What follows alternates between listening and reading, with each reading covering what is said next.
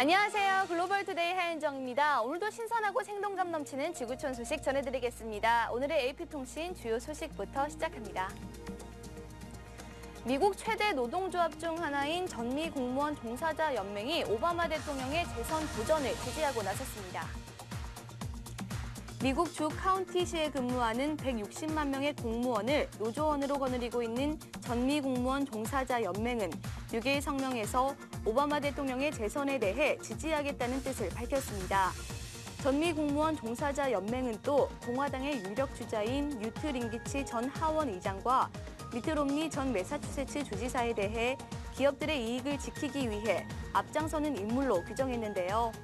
이에 대해 미국 유권자들이 이른바 1%의 미국인들이 아닌 나머지 다수의 이익을 보호하려는 오바마 대통령을 위해 현명한 선택을 해줄 것을 당부했습니다. 전미 공무원 종사자 연맹은 진보 성향의 노조 조직으로 그동안 대선에서 민주당 후보를 지지해온 세력으로 평가되고 있는데요. 미국의 노조 단체들은 오바마 대통령이 그들의 이익을 보호하는 데 다소 소홀했다고 비판해왔으나 이번 지지 선언을 계기로 내년 대선에서 다시 한번 오바마 대통령의 든든한 후원군 역할을 할 것으로 전망된다고 미 의회 전문지 더 힐은 전했습니다. 독일 정부가 국제신용평가사 스탠더드 앤 푸어스의 국가 신용등급 강등 경고를 애써 무시하는 듯한 반응을 보이고 있습니다. 앙겔라 메르켈 독일 총리는 6일 베를린에서 기자들에게 스탠더드 앤 푸어스의 경고와 관련해 신용평가사가 하는 일은 신용평가사의 책임이라며 직접적인 언급을 자제했습니다. 다만 메르켈 총리는 자신들이 옳다고 생각하는 결정들을 내릴 것이라며 이를 통해 유로존을 안정시키고 신뢰를 복원할 것이라고 덧붙였는데요. 또 위기 극복은 기나긴 과정이라고 말해왔다며 어제 프랑스 대통령과 새로운 장을 열었고 이 진로를 유지할 것이라며 전날 독일과 프랑스가 합의한 유로존 재정통합 공동안에 의미를 부여했습니다. 볼프강 쇼이블레 재무장관은 스탠더드 앤 푸어스 등급 강등 경고가 유로존 지도자들에게 필요한 결정들을 서두르도록 하는 자극제가 될 것이라는 반응을 내놨는데요. 쇼이블레 장관은 이날 오스트리아 빈에서 기자들에게 진실은 세계 시장이 유로존을 전혀 신뢰하지 않고 있다는 것이라며 스탠더드 앤 푸어스 성명은 유럽 지도자들에게 필요한 결정들을 점진적으로 취해 시장의 신뢰를 되찾는 것을 재촉할 것이라고 말했습니다. 이에 비해 필립 레슬러 경제장관은 독일 경제는 유로존 위기로부터 전혀 손상되지 않았고 유럽 내 안정의 지주로 남아있다며 스탠더드 앤 푸어스의 결정을 반박했습니다. 러시아 총선에서 집권단인 통합 러시아당이 온갖 선거 부정을 저질렀다는 의혹이 제기된 가운데 이에 항의하는 시위가 이틀째 모스크바에서 열렸습니다. 시위대 수백 명은 6일 러시아 모스크바 트리움팔라야 광장 인근에서 항의 시위를 벌였습니다.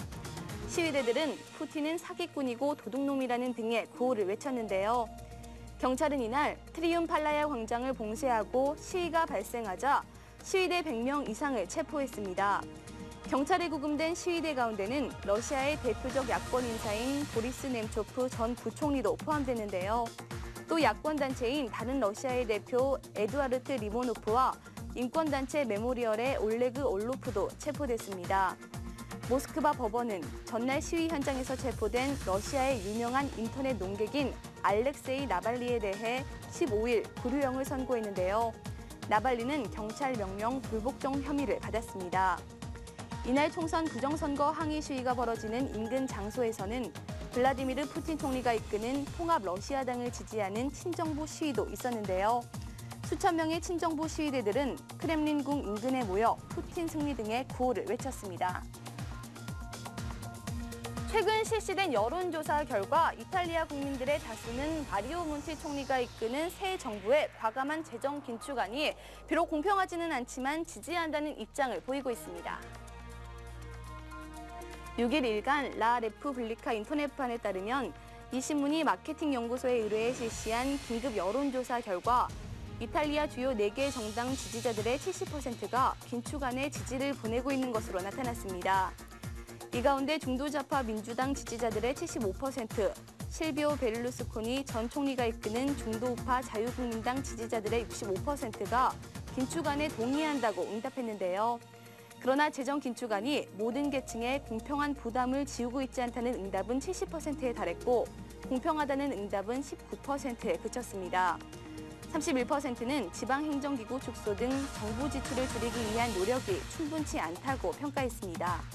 또 여성과 청년을 채용하는 기업에 대한 세금 감면, 연구개발과 에너지 절감, 대형 사회 간접 자본 계획에 투자하는 기업에 대한 인센티브 제공을 약속한 성장 촉진 방안에 대해서는 26%만 지지를 보냈는데요. 연금 개혁과 1가구 1주택 재산세 재도입에 대해서는 반대가 많으리라는 예상을 깨고 40%가 지지한다고 응답해 눈길을 끌었습니다. 응답자의 45%는 이번 재정 긴축안이 이탈리아 공공재정을 회복시키는 데 도움이 될 것이라고 평가했고 새로 도입된 탈세 방지 조치에 대한 찬성 의견은 41%였습니다. 예멘 정권 이양과 질서 회복을 위한 군사위원회가 구성됐음에도 유혈 사태가 계속되고 있습니다. 예멘 정부군은 지난 5일 남부 타이즈에서 알리 압둘라 살레 대통령의 재판 회부를 요구하는 시위대에게 발포해 여성 1명을 포함해 2명이 숨지고 최소 6명이 다쳤다고 중동 현지 일간 걸프뉴스가 6일 보도했습니다. 알리 압둘라 살레 대통령을 지지하는 정부군은 지난달 30일부터 반정부 시위의 거점이자 제2의 도시인 타이즈 공격에 나서 지금까지 최소 32명이 숨진 것으로 전해졌는데요. 현지 시위 참가자들은 또 타이즈에 배치된 정부군이 철수하기 시작했다는 일부 언론 보도는 사실이 아니라고 밝혔습니다. 한편 예멘 정부와 야권은 지난달 말 권력 이양안 합의에도 계속 설전을 벌이고 있다고 신문은 전했는데요. 예멘 국방부는 전날 타이즈에서 정부군에서 이탈해 반정부 세력에 가담한 알리 무후센 알 아흐마르 장군이 보낸 저격수 다수를 체포했다고 발표했습니다. 그러나 야권은 예멘 정부가 야권 강요들이 맡게 될 정부 기관의 서유와 자산을 파괴하고 있다고 비난했는데요. 과도 정부 구성에 앞서 군사위원회 설치를 요구했던 모하메드 바신드와 총리는 곧 강요 인선을 마무리하고 발표할 것으로 알려졌습니다. 예멘 여야는 국방, 외교, 서교 장관은 살레 대통령의 집권 여당이, 내무, 국제협력, 정보, 재정장관은 야권이 각각 맡기로 합의했습니다. 올림푸스의 회계 부정 사건을 조사해온 제3자위원회가 회사 핵심 경영진이 완전히 부패했다는 조사 결과를 내놨습니다. 6일 위원회가 발표한 조사 보고서에 따르면 올림푸스는 1990년대부터 20여 년간 투자 손실을 은폐하기 위해 총 1,348억엔, 약 1조 9,590억 원을 썼습니다. 이는 모리 히사시 전 부사장과 야마다 히데오 전 상금감사가 1993년부터 8년간 회장을 지낸 기시모토 마사토시 전 회장과 그 뒤를 이은 기쿠카와 스요시 전 회장 아래에서 주도했다고 보고서는 밝혔는데요. 올림푸스는 또 보유 금융자산을 시가로 평가하는 새 회계 기준 도입으로 증권 투자 손실이 드러날 것을 우려해 손실 규모를 축소한 것으로 드러났습니다. 보고서는 이러한 회계 부정이 회사 외부인들의 도움을 받아 소수 경영진에 의해 비밀리에 이루어졌다고 지적했습니다. 그러나 일부 해외 언론이 제기한 야쿠자 등의 반사회 조직과 올림푸스 회계 부정 사건의 관련성은 확인하지 못했다고 전했는데요. 또 추가로 장부의 부채나 실제보다 부풀린 자산은 발견되지 않았다고 덧붙였습니다. 도쿄증권거래소는 올림푸스를 감리 종목으로 지정했으며 오는 14일까지 3분기 결산 보고서를 내지 못할 경우 올림푸스의 상장 폐지를 검토할 예정입니다. 베이징과 텐진시 등 중국 중동부 지역의 짙은 안개와 스모그 현상이 며칠간 지속되면서 호흡기 질환자가 급증하는 등 대기 오염 비상이 걸렸습니다.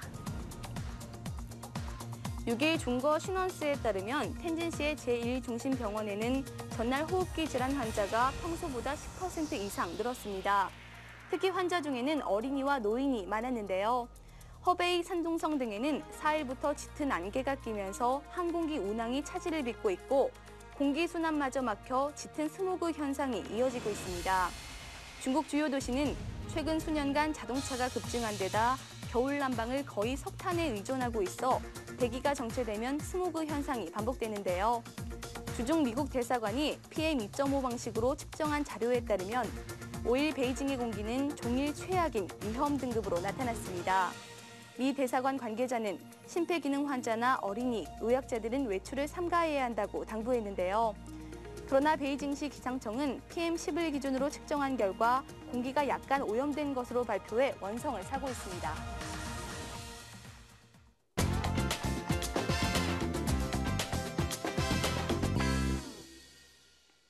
잠시 엄마가 자리를 비운 사이에 두 아들이 집에 밀가루를 뿌려놓은 영상이 누리꾼들의 폭소를 자아내고 있습니다. 미국 미시간주에 살고 있는 메리 나폴리는 자리를 비운 사이 두 아들이 버려놓은 일에 충격을 받았습니다. 메리가 카메라를 들고 밀가루가 뿌려진 복도를 지나 거실로 들어가자 1살과 3살 두 아이가 신나게 밀가루가 뿌려진 바닥을 문지르고 있었던 것인데요. 화가 난 메리가 무엇을 하고 있느냐고 아이들에게 묻지만 아이들은 계속 밀가루를 문지르느라 대답도 하지 않습니다. 집안은 마치 눈이 내린 듯 창틀 위에도 밀가루가 구석구석 쌓여 있고 아이들도 머리부터 발끝까지 밀가루를 뒤집어 쓰고 있는데요. 메리가 카메라로 밀가루를 뒤집어 쓴 소파, 조명, 액자 등을 살피며 세상의 날을 연발하자 아이들은 천진난만하게 "왜요? 무슨 일이에요, 엄마?" 라고 말합니다. 실제와 흡사한 세계 최대 미니어처 나라 영상이 웹사이트에 공개돼서 누리꾼들의 눈길을 사로잡고 있습니다. 독일 함부르크에 있는 미니어처 워터랜드는 전 1,300제곱미터의 크기로 미국, 알프스, 함부르크, 공항 등 8가지 섹션으로 나뉘어 움직이는 기차와 비행기, 자동차, 배 등을 선보이고 있습니다. 실제와 흡사한 이 미니어처의 모습을 제작하기 위해 약 50만 시간이 소요됐다고 하는데요. 하루가 15분이면 지나가는 미니어처 원더랜드는 밤이 되면 어둠 속에 30만여 개의 조명이 켜지면서 또 다른 세상이 펼쳐집니다. 약 250대 컴퓨터들이 기차와 차량 등 미니어처 세트 각각의 움직임들을 조종하며 통제실 안에서 사람들이 화면을 통해 관리하는데요. 오는 2020년까지 프랑스, 이탈리아, 영국 등 새로운 섹션들이 추가될 예정입니다. 욕조에 누워서 거품 목욕과 마사지를 즐기는 보기 드문 애완견 영상이 누리꾼들의 부러움을 사고 있습니다. 지난달 말 웹사이트에 공개된 약 53초 길이의 이 영상은 레브라도 리트리버종 애완견 캐스퍼가 욕조에 등을 대고 누워 거품 목욕과 함께 배 마사지를 받고 있는 모습을 담고 있는데요. 물을 싫어해서 몸부림을 치는 다른 애완동물들과 달리 캐스퍼는 입가에 미소까지 짓는 듯한 만족스러운 모습입니다. 마치 사람처럼 노라고 말하는 고양이의 영상이 누리꾼들에게 화제가 되고 있습니다. 이 영상은 노노노노 고양이라는 제목으로 공개된 이후 116만 건이 넘는 조회수를 올리고 있는데요. 약 2분 길이의 영상 속 황색 털복숭이 고양이는 쉬지도 않고 노노노노라고 소리를 지릅니다. 주인이 다가와 손으로 쓰다듬지만 고양이는 멈추지 않고 배에 힘을 주며 노노노노 소리를 지르는데요. 웃음을 터뜨린 주인도 고양이 소리를 흉내냅니다. 아직 다트게임 점수 계산도 제대로 하지 못하는 3살 소년이 남다른 다트 실력으로 주목을 받고 있습니다. 영국 서머시 톤턴진 지역에서 조부모와 살고 있는 카인 루터는 아직 덧셈 계산도 못할 정도로 어리지만 놀라운 다트 실력을 가진 것으로 알려졌습니다. 보통 다트 아카데미에 들어가려면 8살 이상이어야 하지만 카인은 최근 스티븐 브라운 다트 아카데미에 들어가는 데 성공했는데요. 카인의 놀라운 다트 실력을 본 다트 전문 선수 스티븐이 특별히 받아줬다고 합니다. 이제는 매일 유아원을 가기 전과 다녀온 후 다트 연습을 할 정도로 다트에 푹 빠진 카인은 하루 최소 3시간씩 연습을 하는데요. 카인은 키 1m 정도의 어린이지만 지역 성인 다트 클럽에서 성인 규정 거리에 서서 다트를 던진다고 합니다. 세계에서 가장 땀이 많이 나는 선수는 누구일까요? 지금 바로 공개합니다. 세계에서 가장 땀이 나는 선수는 바로 우루과이 출신의 축구 선수 월테르 판디안입니다. 최근 판디안이는 에스파뇰과 헤타페 경기 후 말끔한 셔츠로 갈아입고 인터뷰를 했는데요.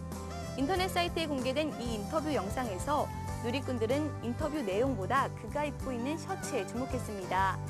몇 분 만에 그의 셔츠가 점차 땀에 젖더니 나중에는 셔츠의 마른 부분을 찾기 어려울 정도가 돼버렸습니다. 체코의 자칭 슈퍼 영웅이 애완견의 배설물과 전쟁을 선포해 누리꾼들 사이에서 화제가 되고 있습니다.